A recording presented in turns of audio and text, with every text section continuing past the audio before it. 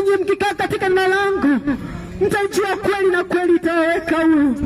Anasema kila goti litapigwa, anasema kila ulimi utakiri. Usiwe kama watu wa Sodoma na Gomora walioonywa wakashupaza singo, walioonywa wakaleta kiburi na mwisho wakaangamia wote. Leo Yesu hataki kukuangamiza.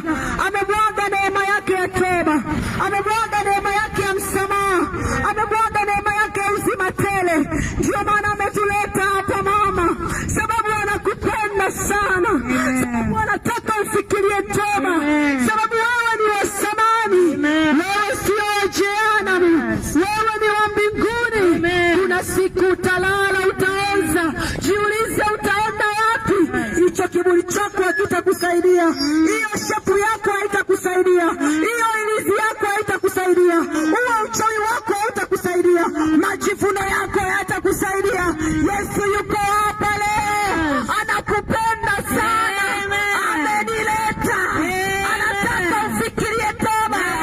Anasema tubuni, ule mwisho umekaribia. Anasema tubuni, ule mwisho umekaribia.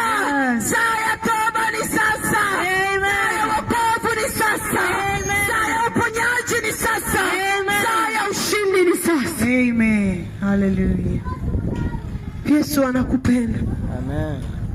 Ndio maana tunaongea tuchoke, sababu Yesu anatafuta moyo wako.